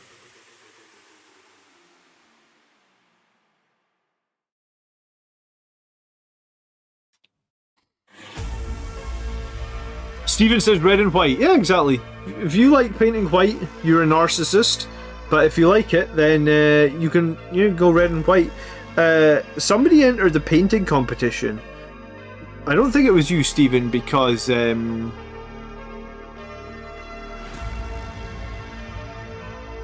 was going to say, I don't think it was you because you were the winner with the Dreadnought, right? Or was it another Steven that won with the Dreadnought? But somebody entered the painting competition and they'd painted Terminators red and white. And those Terminators were like so close to getting shortlisted as one of the winning entries. They may actually did get shortlisted as one of the winning entries. They maybe just didn't win on the random number generator that we used to pick the final winner. But there was some awesome looking red and white Terminators. I don't remember who did them, but they were so cool. And like I said, they were very unique. So like, being unique is cool in this hobby, right? You did do the red and white Terminators. Alright, so you got into the final 10, but you didn't win. Yeah, everybody thought those Terminators were sick. So, yeah, maybe you'll win next time. But yeah, so is your whole army painted that way? I guess it was another Steven that won. It's funny, at the start of the stream we had 2 Daniels in the chat and 2 Roberts. Now we get 2 Stevens. There's definitely a John in here as well, because there's been John Blake. Dirty Wizard, good evening, how you doing? Nice to see you, Dirty.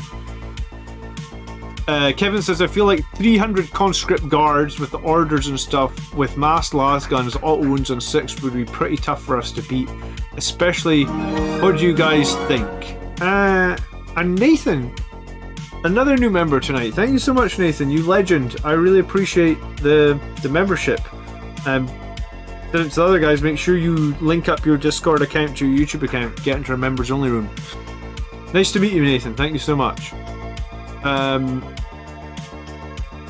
Jimmy says, paint your toys however you want. If someone moans, then tell them to jog on. They're your models. That's how I feel. Typically, when I see people that have unique painted stuff, I always, like, this might be a weird thing to say, but when I was a kid, I always got told, if you have nothing nice to say, don't say anything at all. And you know what? I have kids now, and I'm going to raise my kids like that, because far too many people in this world are nasty and critical. So I'm going to raise my kids like that. So if I see somebody And if it's in a tournament, and I see somebody else with an army that's painted in a way I've never seen painted before, typically I'd always compliment them. I'd say like, oh wow, you know, how did you... I'd even maybe ask them how they painted it, even if I've got no intention of painting it the way that they've got it. It's interesting to know. I feel like it's a good icebreaker as well. You know, like you're about to spend 3 hours with a person playing a game against them.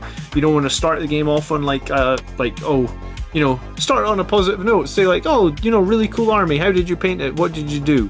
You know, that's all it takes. 2 words to be nice. So yeah, I think that's a very good point.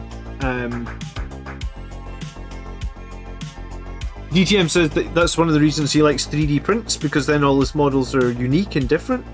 Yeah.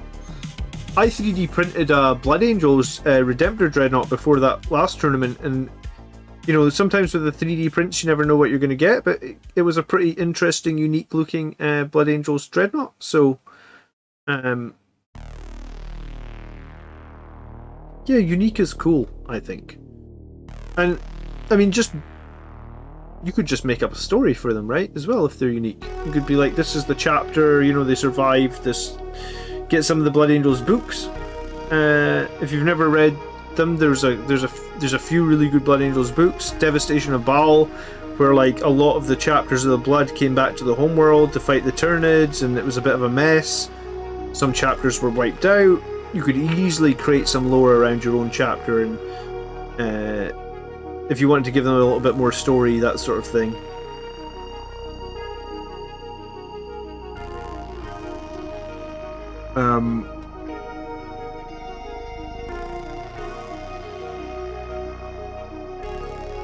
Chat full of old people, everyone using 1920s censorship, saying jog off. Do you know what? We don't always have to swear, and if you've got kids, you'll find yourself that you try and swear less. It doesn't always work, but you do try and swear less. I keep wanting to tell my wife that we need... I don't know if you guys ever watched that old TV show. Well, I say old, it's not that old. It's about 10, 15 years old at this point. Battlestar Galactica, because they always used to say frack. And, like, I feel like it's better to say frack than F-U-C-K. I also do spell out a lot of swear words now, I guess. So my, you know... Again, if you've got kids, you'll find yourself spelling out things like chocolate or... swear words, you know, so it's like just trying to tell my wife like we should say frack rather than the other F word, because at least if the kid repeats it, it's not quite as bad, right?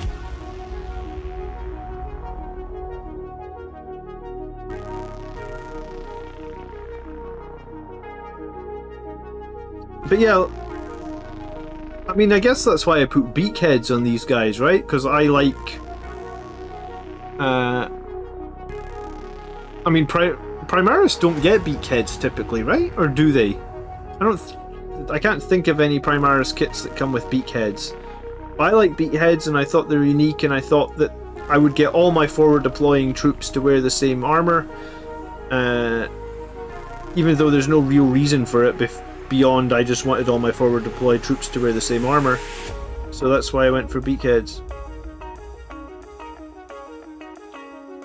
Will you be acquiring the newer Horus Heresy box when it drops, says Dirty Wizard? I think I will, Dirty, but like, I don't know when I'm getting to it. I've got way too many like, I need to make a video of the amount of backlog stuff I have, because I've got loads. I must have like it's ridiculous how much I've got, honestly. And I haven't been buying much since my daughter was born 2.5 years ago. I sort of like cut down on my buying because my wife isn't working at the moment, so I didn't have a ton of money to throw around on miniatures, so I cut down my buying, and I still have absolute loads, so I don't know. Probably will get the Horus Heresy box set. I don't know when I'm going to start it.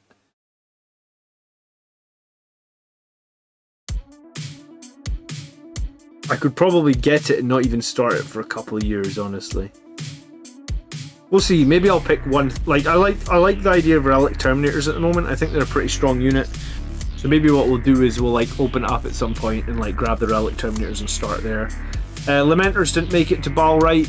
guess they never had enough chocolate luck. I don't remember if Lamenters were in the Devastators of Baal. 29,000 Space Marines were at Baal and 8 chapters were completely wiped out. Well, I mean, they were completely wiped out in the canon lore. You could always say that your chapter kind of survived or something and made up your own story, I guess, right? Did they say in as many words in the book which 8 chapters were wiped out? I remember they said, like, basically the Knights of Blood were wiped out. But I don't remember if they listed the other 8 that were completely wiped out.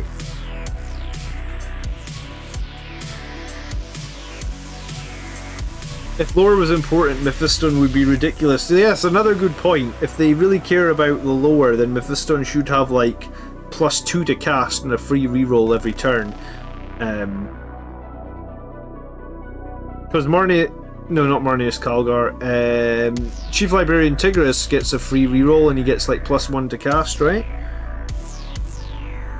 In the lore, I don't think Tigris is stronger than Mephiston or better at Psychic than Mephiston, is he?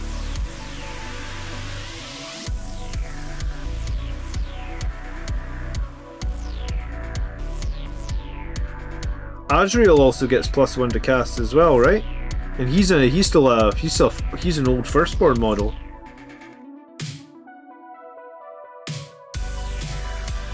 So that's why I struggle with the lore argument. It feels like the lore argument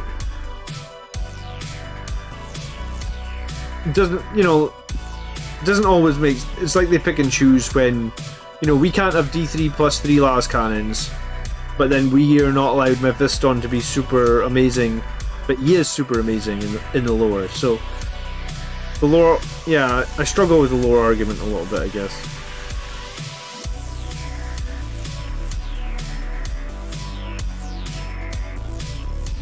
What's your Relic Terminator loadout now? Well, I don't own any Relic Terminators, but I think if I owned them, I'd probably do something like Chain Fist on the Sergeant, maybe Chain Fist on one other model, and then a bunch of Lightning Claws. I think Lightning Claws are really good, but I think having some of those damage 3 Chain Fists, especially with the extra attack on the Sergeant, would be pretty tasty as well. I ran a 5-man squad of Chain Fist Terminators to GT, and I kind of liked it. I ran it because I expected a lot of Orc Buggies at the GT. So it was kind of a counterplay because I knew that I was gonna. It was a GT that was right around the time where they changed the rules, so you couldn't take like all the shitload of Orc Buggies. But the GT, the lists were locked in, and then the FAQ came out after. So we were playing the GT even though like those rules had come out and said like orcs aren't allowed to like mass the same buggies. Even though there was like 2 lists at the GT that had a shitload of buggies. So I ran Firstborn Terminators with Chain Fists as a direct counter to those Orc Buggies. And yeah, I mean, when you get flat 3 damage against vehicles, then you wound on 2s. And I think Chain Fists are -4, right? I like them a lot. But I mean, Lightning Claws always do work as well, and Lightning Claws are quite diverse in that they're good against things that are -1 damage. They generally wound pretty effectively because of the rerolls. You get extra attacks. You can wield them with a Stormbolter. I mean, there's a lot to like with Relic Terminators, right? Judging by the books, Mephistons were stronger. Lamenters weren't at Baal. Mephiston stops time and contemplates resurrecting someone in the books. Yeah, Mephiston's like... Yeah, the lore argument doesn't make sense. Mephiston would be an absolute boss if the lore argument made sense. Like I said, the lore argument seems like it's pick and choose. I'd be happy if they let me have Lightning Claws and Death Company. They would be cool to have Lightning Claws and Death Company. Nathan said, I found Blood Angel's cap and shoulders are all over the place. Black with gold trim, red with a black trim, red with a gold trim. The official art doesn't help make the decision. Yeah, I'd agree with that. I think with the Blood Angel's shoulder pads, you almost have to just decide to... You do you. Because I don't think... I'm not sure there's an... I'm not sure there's a perfect uniform formula to follow.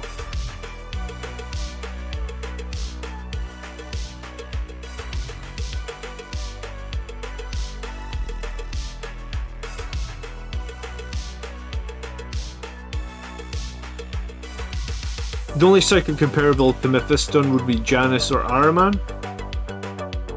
Ahriman gets a bunch of stuff that improves his psychic, though. Doesn't he get a free reroll to cast as well?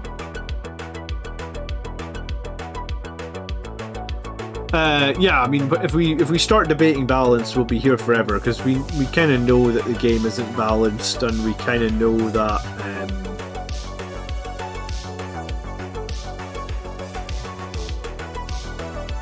But yeah, so I mean, my wish stands. Space Marines having more. How do I put this? Space Marines having more reliable damage rolls for larger guns would be a wish list for the Codex, I guess. I think that would be fair to say.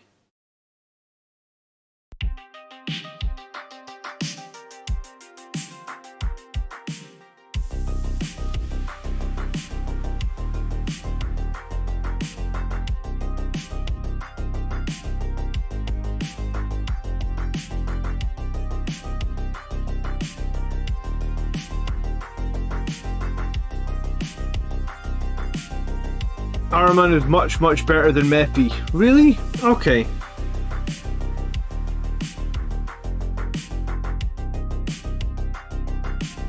I felt like Mephi was pretty unparalleled.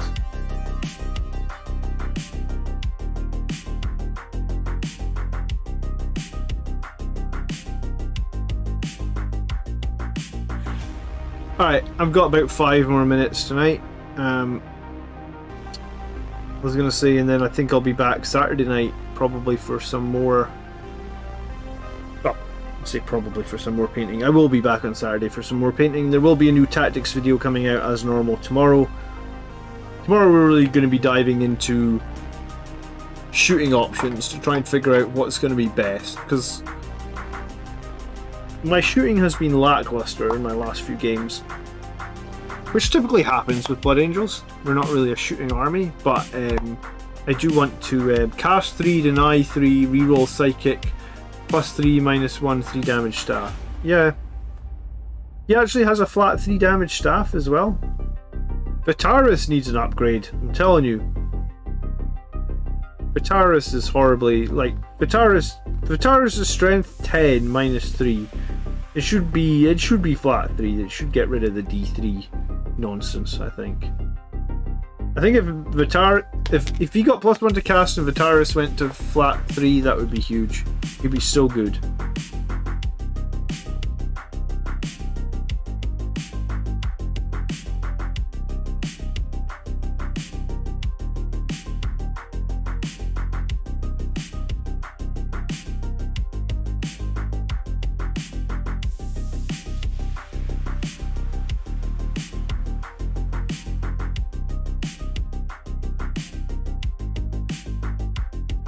But yeah, I'm going to rematch with Andrew on Monday night, and we're going to get the terrain correct.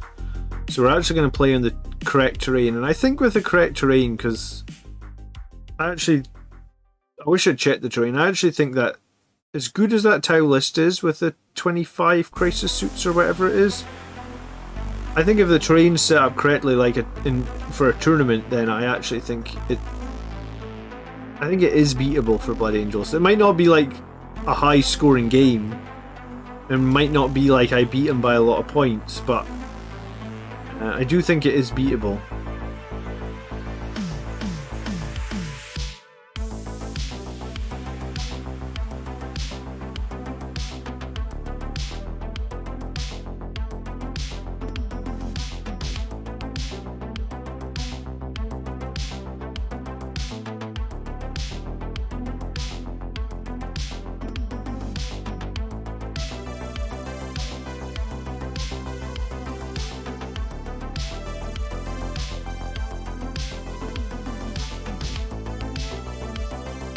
Ahriman has a 4-up.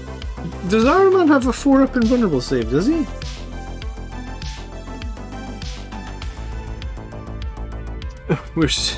Very funny, Jake.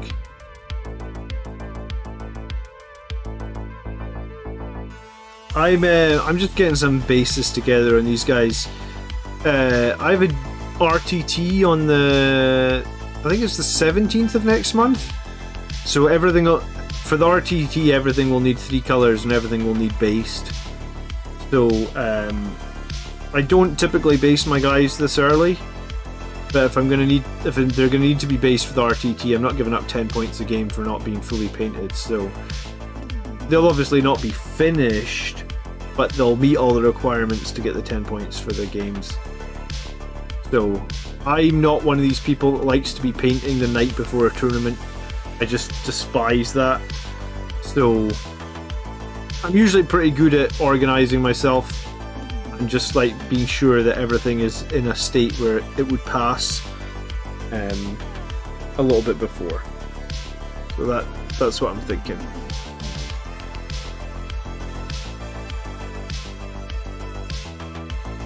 I know people that are like up at 3 AM the night before tournaments, painting models, but like I also feel like if you want to do well at a tournament, you probably need like a good night's sleep, right? So if you're painting at 3 AM, I don't know how you can be expected to perform. Like, if I was up at 3 AM and you asked me to play a game at 9 AM, and I would like to have a shower and breakfast and relax a little bit before my first game. So like, if I was up at 3 AM, I would be having like, what, 3 or 4 hours sleep? Yeah, I'm not going to be any use. Or, I mean, I'd be okay, I'm sure, but by the end of the day, my tournaments can be brutal. You know, like if you play 3 games in a row, that alone can be exhausting. And that would be exhausting on a proper night's sleep. If you do it on like a 3-hour night's sleep because you were painting the night before.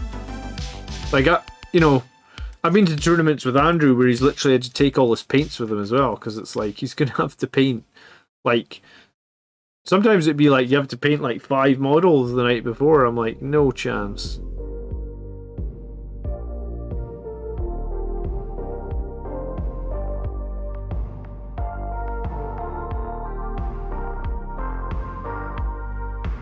Who showers at gaming events, says Danny. I mean, everybody should shower. But I guess not everybody does, yeah. I shower.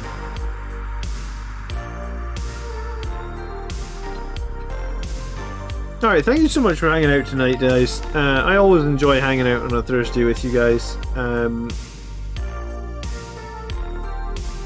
As I said, my plan next is to be live with a video tomorrow and then live on Saturday night for a couple of hangouts. To the new people that subscribed or became a channel member tonight, thank you so much for that. It really does, I really do appreciate it. Channel membership really helps me out, and if you need any videos made, then you can let me know via Discord or DM me. You can DM me on Facebook as well, or you could just ask in one of these streams and we can try and get the video made that would, you know, the video that's coming out tomorrow is actually a request as well from someone in the community about looking at the Devastators that were in that list that won the tournament. So, cool. I'm going to wrap it there then, I think. It was nice to see you all. Enjoy the rest of your evening. Is there a 1K... Is there a Thousand Suns Discord? If there is, I don't know. Maybe DTM would know. There's probably a Reddit page for 1000 Suns, because there's a Reddit page for lots of different armies. Oh yeah, if there's a link, you can share it, DTM. It should be fine to share in chat. But I do really appreciate you guys hanging out. Enjoy the rest of your evening. I'll catch you tomorrow, and then I'll be back live on Saturday night, back live on Sunday night, and then we're going to rematch Andrew on Monday. So I'll definitely catch some of you guys throughout the next few days. And by blood are we made strong, brothers. Peace.